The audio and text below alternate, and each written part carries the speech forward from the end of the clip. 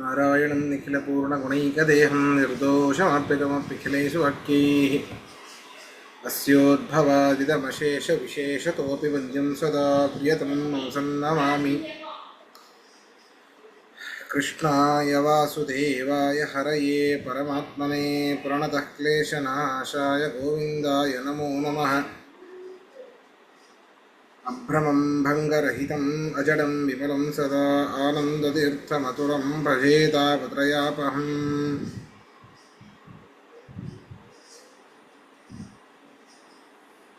ಪೃಥ್ವೀಮಂಡಲಮಧ್ಯಸ್ಥಾಃ ಪೂರ್ಣಬೋಧಮತಾನುಗಾಃ ವೈಷ್ಣವಾಃ ವಿಷ್ಣುಹೃದಯಾಃ ತಾನ್ ನಮಸ್ಸೇ ಗುರುನ್ ಮಮ. ಶ್ರೀ ಗುರುಭ್ಯೋ ನಮಃ. ತಪಸ್ವಾಧ್ಯಾಯ ಶುಶ್ರೂಷಾ ಕೃಷ್ಣಪೂಜಾ ರತಂ ಮುನಿಂ ವಿಶ್ವೇಶಂ ಇಷ್ಟದಂ ವಂದೇ ಪರಿವ್ರಾಟ್ ಚಕ್ರವರ್ತಿನಂ. ಶ್ರೀ ಗುರುಭ್ಯೋ ನಮಃ.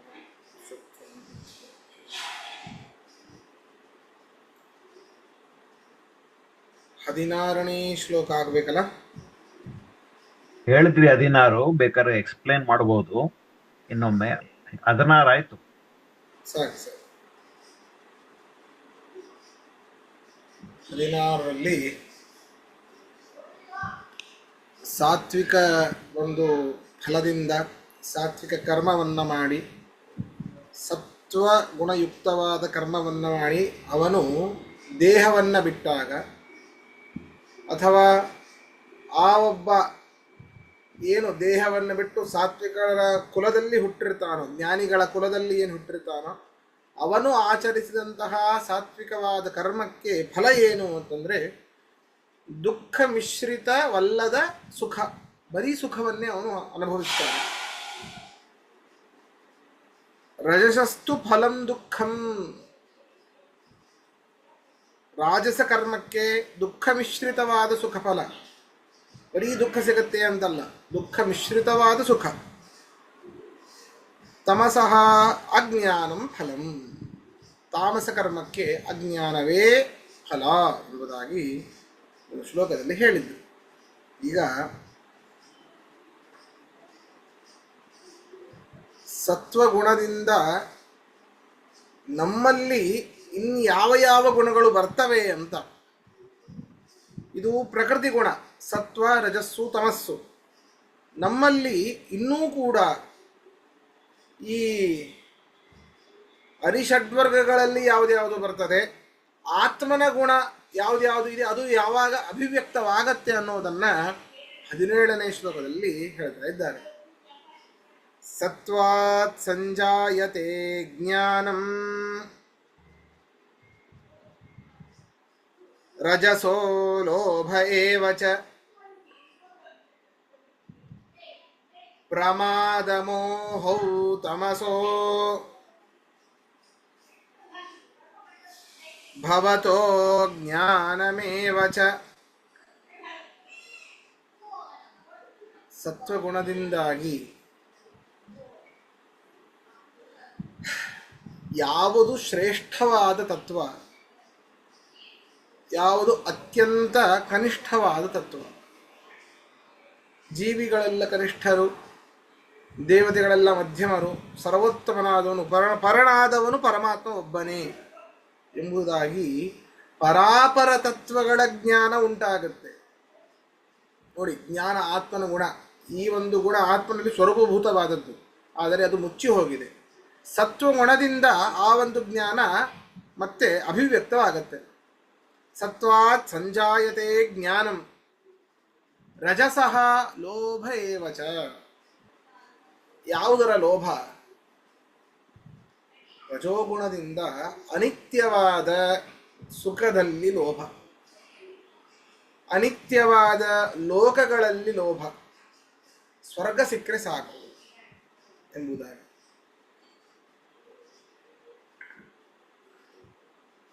ರಜೋಗುಣದಿಂದ ಸ್ವರ್ಗ ಮತ್ತು ಸುಖಗಳ ಲೋಭ. ಇನ್ನೂ ನನಗೆ ಸುಖ ಬೇಕು, ಇನ್ನೂ ನನಗೆ ಸುಖ ಬೇಕು. ಒಬ್ಬ ವ್ಯಕ್ತಿ, ಅವನು ಆಸ್ತಿಕನೇ ಆಗಿರಲಿ ನಾಸ್ತಿಕನೇ ಆಗಿರಲಿ, ಎಲ್ಲರೂ ಮಾಡುವಂತಹ ಸಕಲ ಕರ್ಮಗಳು ಸುಖಕ್ಕಾಗಿ. ಸುಖದಿಂದ ವಿಮುಖವಾದ ಯಾವುದೇ ಕರ್ಮಗಳನ್ನು ಅವರು ಮಾಡೋದಿಲ್ಲ. ಆಸ್ತಿಕನೂ ಆಗಿರಬಹುದು, ಮೋಕ್ಷ ಸಿಗತ್ತೆ ಅಂತ, ಅಥವಾ ಕಾಮ್ಯ ಕರ್ಮ ಅಂತ ಅನ್ಕೊಂಡಾಗ ಸ್ವರ್ಗ ಸಿಗತ್ತೆ ಅಂತ ಅವನು ಕೆಲಸವನ್ನು ಮಾಡ್ತಾನೆ. ನಾಸ್ತಿಕನೂ ಅಷ್ಟೇ, ಈಗ ಹೊಟ್ಟೆ ತುಂಬಿದರೆ ಸಾಕು.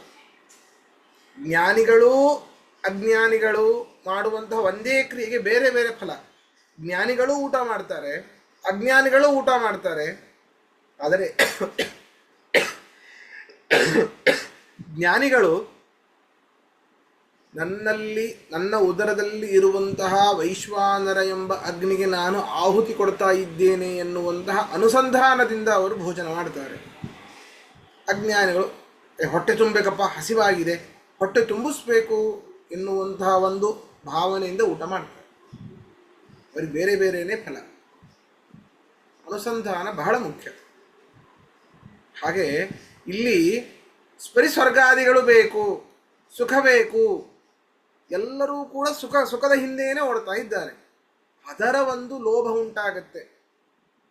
ಹಾಗಾದರೆ ಈಗ ನಮ್ಮ ಬಗ್ಗೆ ನಾವು ವಿಚಾರ ಮಾಡಿಕೊಳ್ಬೇಕು ಅಂತಾದರೆ, ನಮಗೆ ಪರಾಪರ ತತ್ವಗಳ ಜ್ಞಾನ ಇನ್ನೂ ಬಂದಿಲ್ಲ, ಸ್ವರ್ಗದ ಸುಖದ ಆಸೆ ಅಷ್ಟು ಇಲ್ಲ. ಹಾಗಾದರೆ ನಾವು ರಾಜಸಿಕರೂ ಅಲ್ಲ, ತಾಮಸಿಕರಂತೂ ಅಲ್ಲವೇ ಅಲ್ಲ, ಸಾತ್ವಿಕರೂ ಅಲ್ಲ. ಹಾಗಾದರೆ ಸಾತ್ವಿಕ ಮತ್ತು ರಾಜಸಿಕರ ಮಧ್ಯದ ಅವಸ್ಥೆಯಲ್ಲಿ ನಾವಿದ್ದೇವೆ. ಸಾತ್ವಿಕರಾಗಬಹುದು ಮುಂದೆ, ಎಲ್ಲ ಪಾಠಗಳನ್ನು ಕೇಳ್ತಾ, ತತ್ವಜ್ಞಾನವನ್ನು ಪಡಿತಾ, ಪರಾಪರ ತತ್ವಗಳ ಜ್ಞಾನವನ್ನು ಪಡಿತಾ ಬರೀ ಪರಾಪರ ತತ್ವಗಳು ಗೊತ್ತಿವೆ ಅಲ್ಲ ಆಚಾರ್ಯ, ಈಗ ಎಷ್ಟೋ ಬಾರಿ ಹೇಳ್ಕೊಂಡು ಬಂದಿದ್ದೀರಿ ಅಂತ ಹೇಳಬಹುದು. ಅದನ್ನು ಎಲ್ಲ ಕಡೆಯಲ್ಲೂ ಅಪ್ಲೈ ಮಾಡಬೇಕು. ಪರಮಾತ್ಮ ಸರ್ವತ್ರ ವ್ಯಾಪ್ತನಾಗಿದ್ದಾನೆ ಅಂತ ಬಾಯಲ್ಲಿ ಹೇಳಿಬಿಡ್ತೇವೆ, ಎಲ್ಲ ಕಡೆಯಲ್ಲಿ ಅಪ್ಲೈ ಮಾಡಲಿಕ್ಕಾಗತ್ತಾ? ಎಲ್ಲ ಕಡೆ ಅಪ್ಲೈ ಮಾಡಲಿಕ್ಕಾಗತ್ತಾ? ಅಷ್ಟೇ. ಶ್ರುತಂ ಹರತಿ ಪಾಪಾನಿ ಅಂತ ಪ್ರವಚನವನ್ನು ಕೇಳಬೇಕು, ಪಾಪವನ್ನು ಕಳ್ಕೊಳ್ಬೇಕು ಅಷ್ಟೇ. ಅದನ್ನು ಅಪ್ಲೈ ಮಾಡೋದು ಬಹಳ ಕಷ್ಟ. ವಿಶ್ವತೋಮುಖವಾಗಿ ಚಿಂತನೆ ಮಾಡೋದು, ಪರಮಾತ್ಮನ ರೂಪಗಳನ್ನು, ಭಗವದ್ ರೂಪಗಳನ್ನು, ವಿಭೂತಿ ರೂಪಗಳನ್ನು ಆಯಾಯ ವಸ್ತುಗಳಲ್ಲಿ ಚಿಂತನೆ ಮಾಡೋದು ಬಹಳ ಕಷ್ಟ. ಆ ರೀತಿ ಆಗಬೇಕು ಅಂದರೆ ಇನ್ನೂ ನಮ್ಮಲ್ಲಿ ಸತ್ವಗುಣ ಜಾಸ್ತಿ ಆಗಬೇಕು. ಹಾಗಾದರೆ ಸಾತ್ವಿಕರ ರಾಜಸಿಕರ ಮಧ್ಯದ ಅವಸ್ಥೆಯಲ್ಲಿ ನಾವಿದ್ದೇವೆ. ಹಾಗಾದರೆ ತಮಸ್ಸಿನ ಫಲ ಏನು? ರಜಸ್ಸಿನ ಫಲ ಲೋಭ ಅಂತಾಯಿತು. ತಮಸ್ಸಿನ ಫಲ ಏನು? ಪ್ರಮಾದ, ಮೋಹ, ಅಜ್ಞಾನ. ನೋಡಿ, ಮೂರನೆಯದ್ದು. ಈ ತ್ರಿಗುಣಗಳಲ್ಲಿ ಮೂರನೆಯದಾದ ತಮಸ್ಸಿಗೆ ಮೂರು ಫಲ: ಪ್ರಮಾದ, ಅಧರ್ಮ ಬುದ್ಧಿ, ಮೋಹ, ವಿಪರೀತ ಜ್ಞಾನ ಅಥವಾ ಭ್ರಮೆ ಅಂತಲೇ ಇಟ್ಕೊಳ್ಳಿ, ಅಜ್ಞಾನ. ಏನೂ ತಿಳಿದೇ ಇರುವುದು, ವಿಪರೀತವಾಗಿ ತಿಳಿಯುವುದು ಅಧರ್ಮ.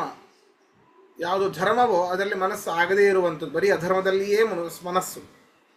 ಈ ರೀತಿ ಈ ಎಲ್ಲವೂ ಕೂಡ ತಮೋಗುಣದಿಂದ ಬರುವಂಥದ್ದು ಅಂತ ಕೃಷ್ಣ ಇದರಲ್ಲಿ ಹೇಳ್ತಾ ಇದ್ದಾನೆ. ಅರ್ಥ ಬರ್ಕೊಳ್ಳಿ. ಸತ್ವಾತ್, ಸತ್ವಗುಣದಿಂದ, ಸತ್ವಾತ್ ಸತ್ವಗುಣದಿಂದ,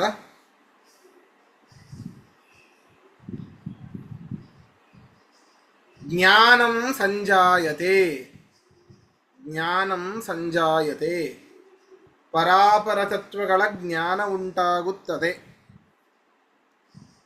ಪರಾಪರ ತತ್ವಗಳ ಜ್ಞಾನ ಉಂಟಾಗುತ್ತದೆ.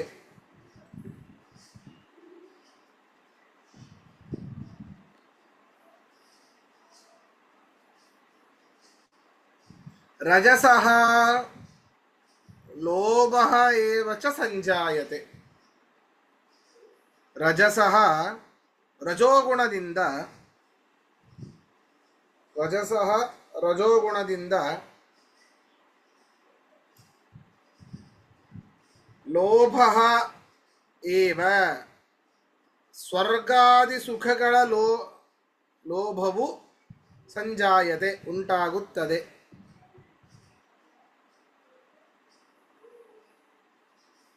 ಈಗ ಹೀಗೆ ಮಾಡೋಣ ಅಂತ ಅನಿಸ್ತಾ ಇದೆ ಕೆಲವೊಮ್ಮೆ ನನಗೆ. ಈಗ ಪ್ರತಿಯೊಂದು ಶಬ್ದಕ್ಕೂ, ಈಗ ಇಷ್ಟು ವರ್ಷದಿಂದ ಪಾಠವನ್ನು ಕೇಳ್ತಾ ಬಂದಿದ್ದೀರಿ, ಸ್ವಲ್ಪ ಸಂಸ್ಕೃತ ಜ್ಞಾನ ಇದೆ. ಆದ್ದರಿಂದ ಹಿಂದೆ ಬಂದಿರುವ ಬರೀ ವಾಕ್ಯವನ್ನು ಓದಿದ್ರು ಕೂಡ ಅರ್ಥ ಆಗತ್ತೆ ಅಂತ ನನಗೆ ಅನಿಸತ್ತೆ ಎಲ್ಲರಿಗೂ. ಪ್ರತಿಯೊಂದು ಶಬ್ದಕ್ಕೂ ಅರ್ಥವನ್ನ ಬರೆಸೋದಕ್ಕಿಂತ ಆ ಒಂದು ಶಬ್ದಗಳ ಅನ್ವಯ ಮಾಡಿ ಹೇಳಿಬಿಡ್ತೇನೆ.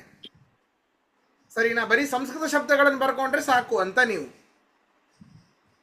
ಸರಿ ಆಚಾರ್ಯ. ಹಾಗೂ ಆಗ್ಬಹುದಾ? ಹಾಗೆ ಅಥವಾ ಹಾಗೆ ಮಾಡಿ ಆಚಾರ್ಯ, ಹಾಗೆ ಮಾಡಿ. ಇಲ್ದೇ ಇದ್ರೆ ರಿಪೀಟ್ ಆದಂಗ ಆಗತ್ತೆ ಎಲ್ಲ. ಹಾ, ಅಂದ್ರೆ ಅಲ್ಲ, ಎಲ್ಲರ ಅಭಿಪ್ರಾಯವೂ ಮುಖ್ಯ ಇಲ್ಲಿ. ಹೌದೌದು. ಇಲ್ಲ, ಹಾಗೆ ಮಾಡಿ ಆಚಾರ್ಯ, ಹಾಗೆ ಮಾಡಿ. ಅಂದ್ರೆ ಸ್ವಲ್ಪ ಸಂಸ್ಕೃತವನ್ನು ಕಲ್ತಾಗ ಆಗತ್ತೆ ಅಂತ. ಖಂಡಿತ ಖಂಡಿತ ಖಂಡಿತ. ಇಲ್ಲಿ ಒಂದೇ ಒಂದು ಇದಕ್ಕೆ ಸಂಶಯ ಆಚಾರ್ಯ, ನಮಸ್ಕಾರ. ಹಾ. ಇಲ್ಲೂ ಗ್ರಡೇಷನ್ ಇದೆ, ತಾರತಮ್ಯ ಇದೆ. ಕೆಲವು ಜನಗಳು ರಮಾದೇವಿಯವರು, ರುಕ್ಮಿಣಿಯವರು, ಶೈಲವರು, ಅವ್ರಿಗೆ ಸ್ವಲ್ಪ ಜ್ಞಾನ ಜಾಸ್ತಿ ನಮ್ಗಿಂತ. ಹಾ. ನಾವು ಕೇವಲ ಪಾವರರ್ ಅಲ್ಲ, ನಾನು Paniraj Pawar, bottom of the line. So ಖಂಡಿತ ಖಂಡಿತ. ಸ್ವಲ್ಪ ರಿಪೀಟ್ ಮಾಡಿದ್ರೆ ನಮ್ಗೆ ಅದು ಆಗಲ್ಲ. ನಾನು ಪ್ರತಿಯೊಂದು ಅನುವೃತ್ತಿ. ಶ್ಲೋಕದಲ್ಲಿ ಒಂದು ಅನ್ವಯವನ್ನ ಹೇಳ್ತೇನೆ ಕನ್ನಡದಲ್ಲಿ. ಆಯ್ತು ಉಳಿದಿದ್ದನ್ನ ಹಾಗೆ ಹೇಳ್ಕೊಂಡು ಹೋದ್ರೆ ಆಯ್ತು ಅಂತ. ಆಯ್ತು ಇಲ್ದೇ ನಾವು ಪ್ರಶ್ನೆ ಕೇಳ್ತೀವಿ. ಅವಶ್ಯ ಕೇಳಿ. ಧನ್ಯವಾದ. ಸರಿ. ರಜಸಃ ಲೋಭ ಏವ ಸಂಜಾಯತೆ, ಇಷ್ಟೇ ಹೇಳ್ತೇನೆ. ಇದು ಗೊತ್ತಾಗೋಗುತ್ತೆ. ಕೆಲವೊಂದು ಸ್ಪೆಸಿಫಿಕ್ ಆಗಿ ಇರುವಂಥದ್ದನ್ನ ನಾನು ಹೇಳ್ತೇನೆ. ಲೋಭ ಅಂತಂದ್ರೆ ಸ್ವರ್ಗಾದಿ ಸುಖಗಳ ಲೋಭವು ಅಂತ ಬರ್ಕೊಳ್ಬೇಕು. ಕೆಲವೊಂದು ಸ್ಪೆಸಿಫಿಕ್ ಆಗಿ ಬರೀ ಶ್ಲೋಕದಲ್ಲಿ ಇರುವಂತಹ ಶಬ್ದದಿಂದ ಗೊತ್ತಾಗೋದಿಲ್ಲ ಅದು. ಲೋಭ, ಸ್ವರ್ಗಾದಿ ಸುಖಗಳ ಲೋಭವು ಸಂಜಾಯತೆ, ಅದನ್ನೇನು ಹೇಳೋದಿಲ್ಲ ನಾನು. ತಮಸಃ, ಇದನ್ನು ಹೇಳೋದಿಲ್ಲ. ರಜಸಃ ಅಂತ ಗೊತ್ತಾಯಿತು, ತಮಸಃ ಗೊತ್ತಾಗುತ್ತೆ. ಪ್ರಮಾದ ಮೋಹೌ ಅಧರ್ಮ ಬುದ್ಧಿ ವಿಪರೀತ ಜ್ಞಾನಗಳು, ಅಧರ್ಮ ಬುದ್ಧಿ ವಿಪರೀತ ಜ್ಞಾನಗಳು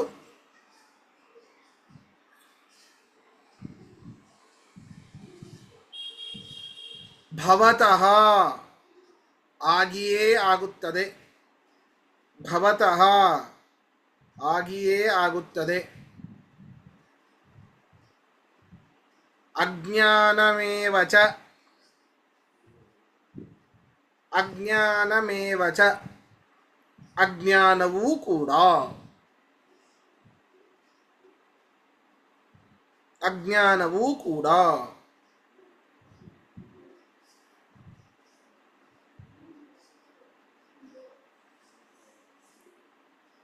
ಪ್ರಶ್ನೆ ಇದ್ರೆ ಕೇಳಿ, ನಂಗೆ ಮುಂದೆ ಹೋಗೋಣ.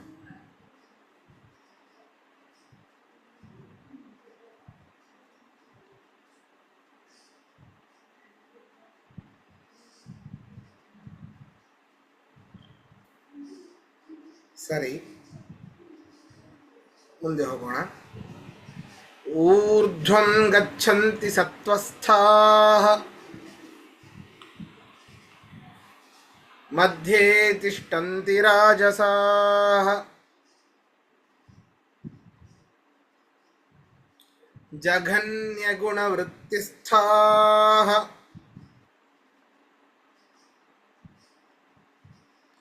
ಅಧೋ ಗಚ್ಚಂತಿ ತಾಮಸಾಃ.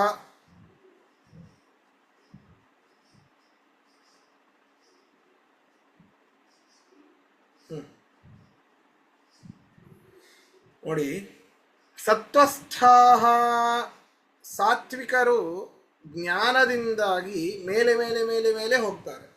ಏನು ಮೇಲೆ ಮೇಲೆ? ಮೆಟ್ಲು ಹತ್ಕೊಂಡು ಹೋಗೋದು. ಅದು 10 ಮಹಡಿ ಇರ್ತದೆ, ಅದನ್ನು ಹತ್ಕೊಂಡು ಹೋಗೋದು ಮೆಟ್ಲು, ಆ ರೀತಿನ ಅಲ್ಲ. ಮೇಲಿನ ಲೋಕಗಳನ್ನು ಅವರು ಹೋಗ್ತಾರೆ. ನಾವಿರುವಂಥದ್ದು ಭೂಲೋಕ, ಭುವರ್ಲೋಕ, ಸ್ವರ್ಲೋಕ, ಮಹರ್ಲೋಕ, ಜನಲೋಕ, ತಪೋಲೋಕ, ಸತ್ಯಲೋಕ, ಬ್ರಹ್ಮನ ಲೋಕದ ತನಕ. ತದನಂತರ ಬ್ರಹ್ಮ ಅಲ್ಲಿ, ಅರ್ಥಾತ್ ಬ್ರಹ್ಮದೇವರು, ವಾಯುದೇವರು ಅವರ ಒಂದು ಪರ್ಮಿಷನ್ ತಗೊಂಡ ಮೇಲೆ ನಾವು ತದನಂತರ ವೈಕುಂಠಕ್ಕೆ ಹೋಗಬಹುದು. ಸದ್ಯಕ್ಕೆ ಎಲ್ಲರೂ ಕೂಡ ಸಾತ್ವಿಕರು ಸತ್ಯಲೋಕದ ತನಕ ಹೋಗ್ತಾರೆ. ಅವರವರ ಯೋಗ್ಯತೆಗೆ ಅನುಸಾರವಾಗಿ ಈ ಒಂದು ಕಲ್ಪದಲ್ಲಿ ಭೂರ್ಲೋಕಕ್ಕೆ ಹೋಗ್ಬೋದು, ಮುಂದಿನ ಕಲ್ಪದಲ್ಲಿ ಸ್ವರ್ಲೋಕಕ್ಕೆ ಹೋಗ್ಬೋದು, ಅಥವಾ ಅಲ್ಲಿ ಹೋಗಿನೂ ಅಥವಾ ಅವರಿಗೊಂದು ಏನೋ ಒಂದು ಹಣೆ ಬರ ಸರಿ ಇಲ್ಲದೆ ಹೋದರೆ ಇನ್ನೂ ಕೆಳಗೂ ಬರಬಹುದು, ಹೇಳಿಕ್ಕಾಗೋದಿಲ್ಲ. ಹೌದಾ? ಸಾತ್ವಿಕರಾದವರು ಊರ್ಧ್ವಂ ಗಚ್ಚಂತಿ, ಊರ್ಧ್ವವಾದ ಲೋಕಗಳಿಗೆ, ಭೂಲೋಕ, ಭುವರ್ಲೋಕ, ಸ್ವರ್ಲೋಕ, ಮಹರ್ಲೋಕ, ಜನೋಲೋಕ, ತಪೋಲೋಕ, ಸತ್ಯಲೋಕ. ರಾಜಸಾಹ ಮಧ್ಯೆ ತಿಷ್ಟಂತಿ, ಈಗ ನಾವು ಎಲ್ಲಿದ್ದೇವೋ ಅಲ್ಲಿ ನಾವು ಇದ್ದೇವೆ, ಅಲ್ಲೇ ಇರ್ತಾರೆ. ಅರ್ಥಾತ್ ನಿತ್ಯ ಸಂಸಾರಿಗಳು ಅಂತ ಅರ್ಥ. ಅವರು ಮಾಡಿರುವಂಥದ್ದೇ ಕಾಮ್ಯಕರ್ಮವನ್ನು, ಕಾಮ್ಯಕರ್ಮದ ಪುಣ್ಯ ಅದನ್ನು ಅನುಭವಿಸಬೇಕು ಅಂತಂದರೆ, ಆ ಒಂದು ಪುಣ್ಯದಿಂದ ಬರುವಂತಹ ಕಾಮ್ಯ ಸುಖ ಅನುಭವಿಸಬೇಕು ಅಂತಂದರೆ ಮತ್ತೆ ಅವರು ಭೂಲೋಕಕ್ಕೆ ಬರಲೇಬೇಕು. ಸ್ವರ್ಗಕ್ಕೆ ಹೋಗ್ತಾರೆ ಮತ್ತೆ ಹೊಳ್ಳಿ ಬರ್ತಾರೆ, ಸ್ವರ್ಗಕ್ಕೆ ಹೋಗ್ತಾರೆ ಮತ್ತೆ ಹೊಳ್ಳಿ ಬರ್ತಾರೆ. ಇದೇ ಅವರ ಒಂದು ಗತಿ. ಮಧ್ಯೆ ತಿಷ್ಟಂತಿ ರಾಜಸಾಹ ಜಘನ್ಯ ಗುಣವೃತ್ತಿಸ್ಥಾಹ ತಾಮಸಾಹ, ಅರ್ಥಾತ್ ಅತ್ಯಂತ ನೀಚವಾದ ತಮೋಗುಣದ ಪರಿಣಾಮ ಆಗಿರುವಂತಹ ಅಜ್ಞಾನವನ್ನು ಹೊಂದಿರುವಂತಹ ಈ ಒಂದು ತಾಮಸಿಕರು ಅಧೋ ಗಚ್ಚಂತಿ. ಜಘನ್ಯ ಗುಣ ಅಂದರೆ ಜಘನ್ಯ ಅಂತ, ಜಘಾನ ಅಂತ ಕ್ರಿಯಾಪದ, ಅದು ನೀಚವಾದದ್ದು. ಅಂದರೆ ಜಘಾನ ಅಂದರೆ ಕೊಂದನು ಅಂತ ಅರ್ಥ. ಕೊಲ್ಲುವಂತಹ ಕ್ರಿಯೆ ನೀಚವಾದದ್ದು. ಅಂತಹ ಮತ್ತೊಬ್ಬರಿಗೆ ತೊಂದರೆಯನ್ನೇ ಕೊಡುವಂತಹ ನೀಚವಾದ ಅಥವಾ ತಮೋಗುಣದ ಅಜ್ಞಾನ, ತಮೋಗುಣದ ಫಲವಾಗಿರುವಂತಹ ಅಜ್ಞಾನವುಳ್ಳಂತಹ ಆ ತಾಮಸಿಕರು ಭೂಲೋಕದ ಕೆಳಲೋಕದ ತನಕ, ಯಾವುದು ಅತಲ ವಿತಲ ಸುತಲ ತಲಾತಲ ಮಹಾತಲ ರಸಾತಲ ಪಾತಾಲ, ಅಲ್ಲಿಯ ತನಕ ಅವರು ಹೋಗ್ತಾರೆ. ಅವರವರು ಎಷ್ಟೆಷ್ಟು ಪಾಪವನ್ನು ಮಾಡಿರ್ತಾರೋ ಅದಕ್ಕೆ ಸಂಬಂಧಪಟ್ಟ ಹಾಗೆ ಅವರು ಆಯಾಯ ಲೋಕಗಳಿಗೆ ಹೋಗ್ತಾರೆ ಅಂತ ಇದರಲ್ಲಿ ಹೇಳ್ತಾ ಇದ್ದಾರೆ. ಇದರಲ್ಲಿ ಎಲ್ಲ ಗೊತ್ತಾಗತ್ತೆ. ಜಘನ್ಯ ಗುಣವೃತ್ತಿಸ್ಥಾಹ ಅನ್ನುವಂತಹ ಶಬ್ದದ ಗೊತ್ತಾಗೋದಿಲ್ಲ ಅದರ ಅರ್ಥ. ಆದ್ದರಿಂದಾಗಿ ಬರೀ ಸಂಸ್ಕೃತವನ್ನೇ ಹೇಳ್ತಾ ಬರ್ತೇನೆ. ಹೌದಾ? ಸತ್ವಸ್ಥಾಹ ಊರ್ಧ್ವಂ ಗಚ್ಚಂತಿ, ಸತ್ವಸ್ಥಾಹ ಊರ್ಧ್ವಂ ಗಚ್ಚಂತಿ. ಊರ್ಧ್ವಂ ಬೇಕಾದ್ರೆ ಬರ್ಕೊಂಡು, ಊರ್ಧ್ವಂ ಅನ್ನೋದಕ್ಕೆ ಜನೋಲೋಕ ಮುಂತಾದ ಲೋಕಗಳನ್ನು, ಸತ್ವಸ್ಥಾಹ ಊರ್ಧ್ವಂ ಜನೋಲೋಕ ಮುಂತಾದ ಲೋಕಗಳನ್ನು ಗಚ್ಚಂತಿ.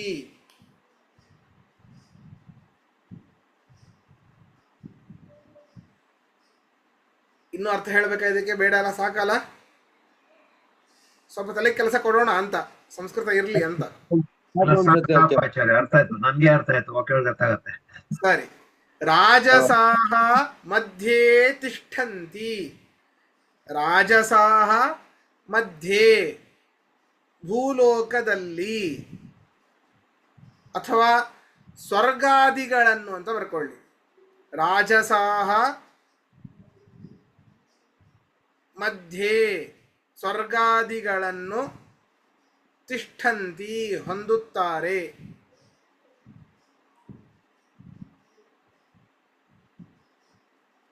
ಜಘನ್ಯ ಗುಣವೃತ್ತಿಸ್ಥಾಹ, ಜಘನ್ಯ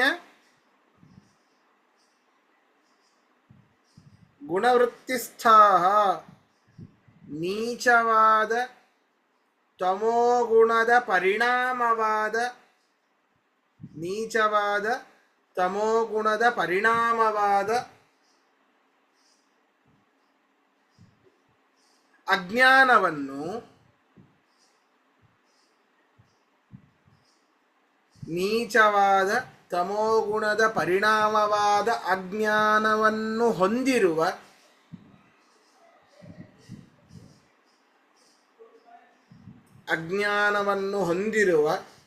ತಾಮಸಾಹ ಅಧೋ ಗಚ್ಚಂತಿ, ನರಕಕ್ಕೆ ಹೋಗುತ್ತಾರೆ ಅಂತ ಅರ್ಥ.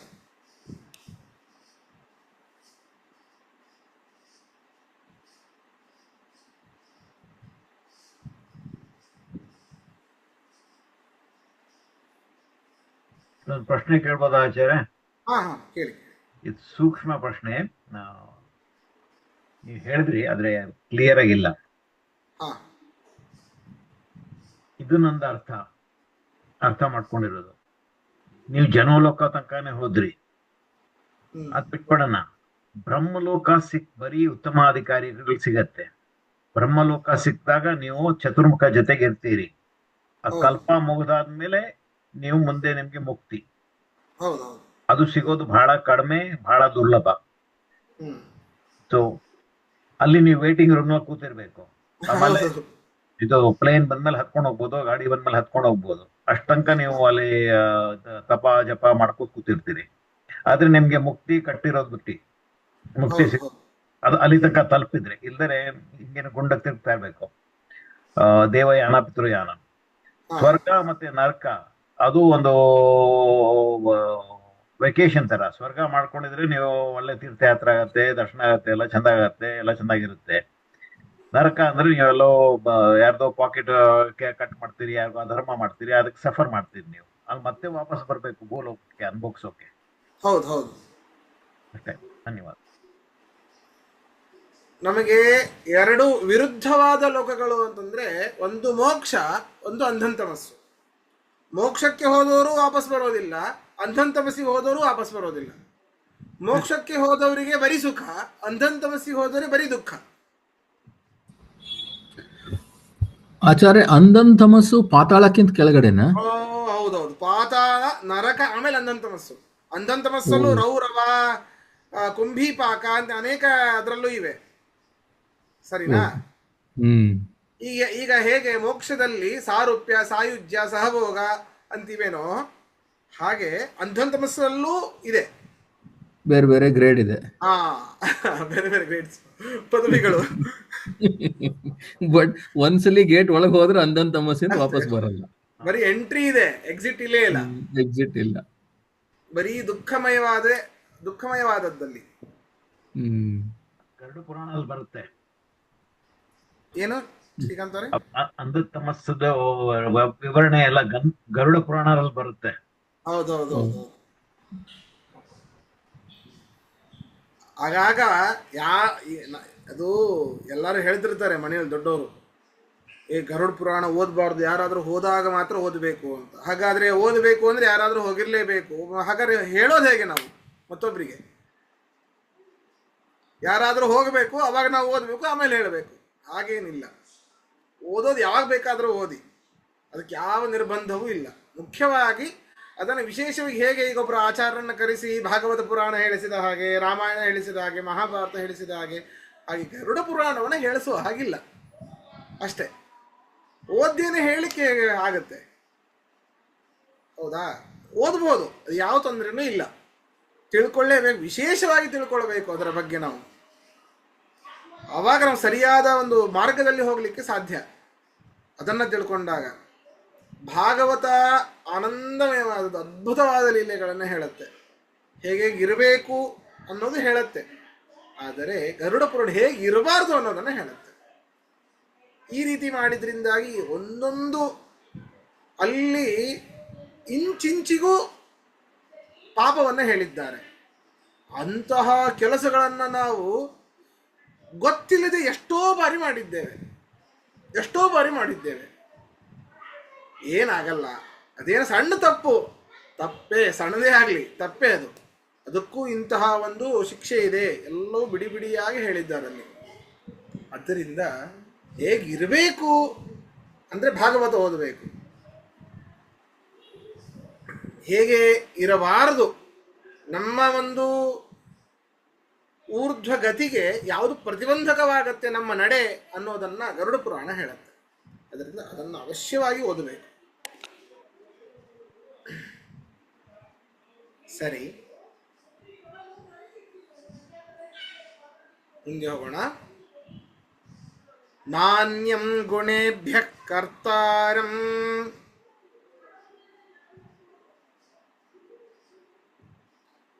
ಯದಾ ದ್ರಷ್ಟಾನುಪಶ್ಯತಿ.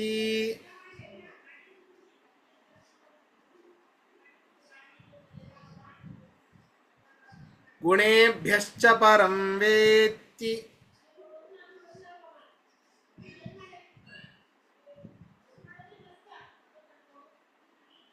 ಮದ್ಭಾವಂ ಸೋಧಿಗಚ್ಚತಿ.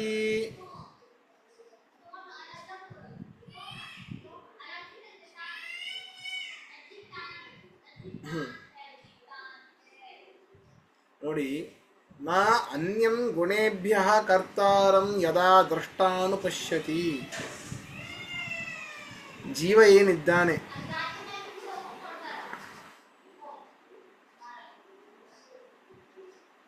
ಅವನು ಬೇರೆ ಏನೂ ಅಲ್ಲ. ಈ ಮೂರು ಗುಣಗಳೇನಿವೆ, ಪ್ರಕೃತಿಯಿಂದ ಬಂದಿರುವಂತಹ ಮೂರು ಗುಣಗಳು ಸತ್ವಾದಿ ಗುಣಗಳಿಗಿಂತ ನಾನು ಬೇರೆಯಲ್ಲ ಎಂಬುದಾಗಿ ಯಾವಾಗ ತಿಳಿತಾನೋ ತನ್ನನ್ನೇ ತಾನು,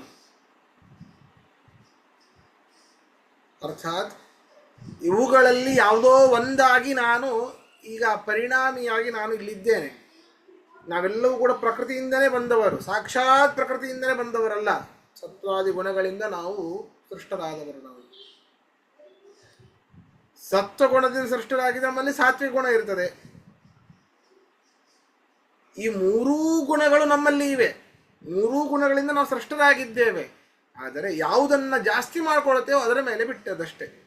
ಅದರಿಂದ ಗುಣೇಭ್ಯ ಅನ್ಯಂ ನ ಕರ್ತಾರಂ ಯದಾ ದ್ರಷ್ಟ ಅನುಪಶ್ಯತಿ.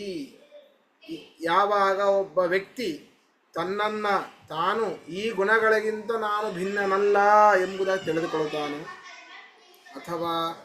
ಅಥವಾ ಅಲ್ಲ, ಗುಣೇಭ್ಯಶ್ಚ ಪರಂ ವೇತ್ತಿ, ಸರ್ವೋತ್ತಮನಾದ ಪರಮಾತ್ಮನನ್ನ ಯಾರು ಈ ಒಂದು ಮೂರು ಗುಣಗಳಿಗಿಂತ ಉತ್ತಮ ಅಂತ ಯಾರು ತಿಳಿತಾರೋ, ಯಾವಾಗ ತಿಳಿತಾನೋ, ಯದಾ ಅನುಪಶ್ಯತಿ ತದಾ ಮದ್ಭಾವಂ ಸಹ ಅಧಿಗಚ್ಚತಿ. ಆವಾಗ ನನ್ನ ಭಾವ, ನನ್ನ ಸ್ವರೂಪಭೂತವಾಗಿರುವಂತಹ ಆ ಒಂದು ಮೋಕ್ಷವನ್ನು ಹೊಂದುತ್ತಾನೆ. ಮದ್ಭಾವಂ, ಮಮಭಾವಂ ಮದ್ಭಾವಂ, ಹೌದಾ? ನನ್ನ ಒಂದು ಭಾವ ಅರ್ಥಾತ್ ನಾನೇ ಆ ಒಂದು ಮೋಕ್ಷ. ಯಾಕೆ? ಪರಮಾತ್ಮ ಅಲ್ಲಿರುವಂತಹ ಸಕಲ ವಸ್ತುವೂ ಜ್ಞಾನಾನಂದಾತ್ಮಕವಾದದ್ದು.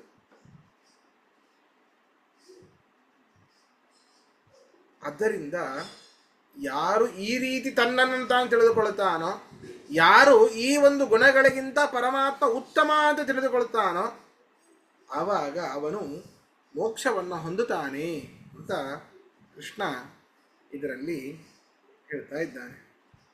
ಅರ್ಥ ಬರ್ಕೊಳ್ಳಿ.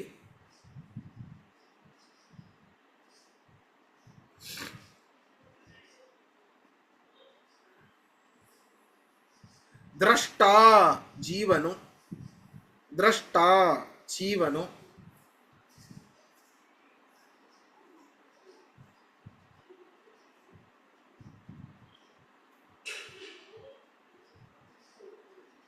ಗುಣೇಭ್ಯ ಸತ್ವಾದಿ ಗುಣಗಳಿಗಿಂತ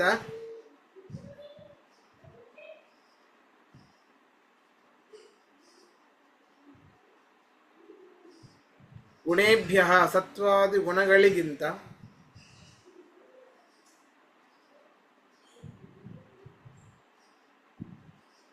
ನ ಅನ್ಯಂ ಕರ್ತಾರಂ, ಬೇರೆ ಪರಿಣಾಮಿ ಕರ್ತೃ ಇಲ್ಲವೆಂದು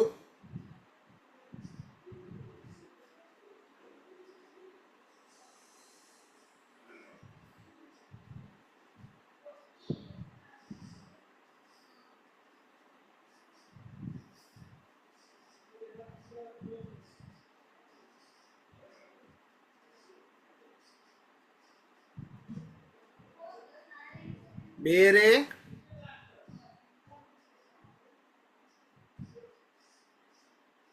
ಪರಿಣಾಮಿ ಕರ್ತೃ ಇಲ್ಲವೆಂದು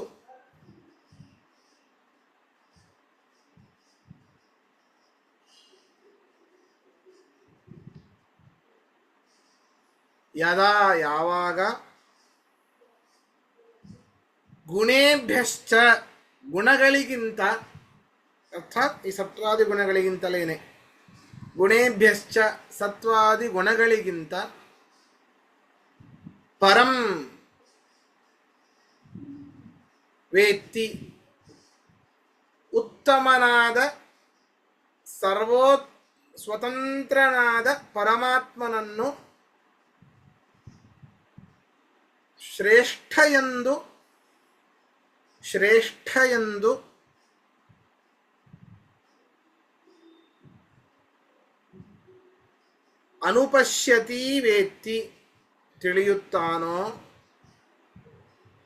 ಅನುಪಶ್ಯತಿ ವೇತ್ತಿ ತಿಳಿಯುತ್ತಾನೋ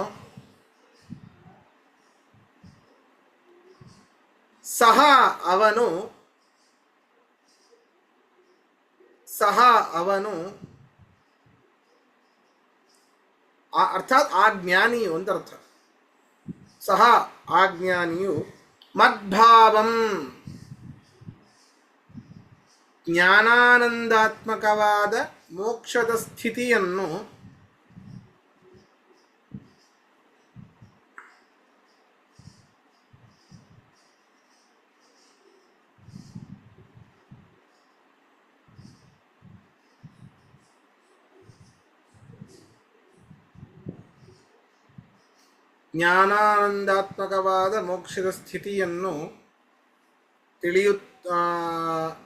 ಸ್ಥಿತಿಯನ್ನು ಅಧಿಗಚ್ಚತಿ ಹೊಂದುತ್ತಾನೆ.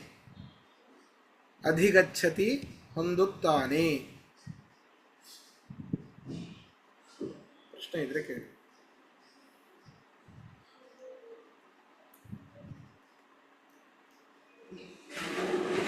ಸರಿ, ಹಾಗಾದ್ರೆ ಪಾಠ ಮುಗಿಸೋಣ. ಶ್ರೀಕೃಷ್ಣ.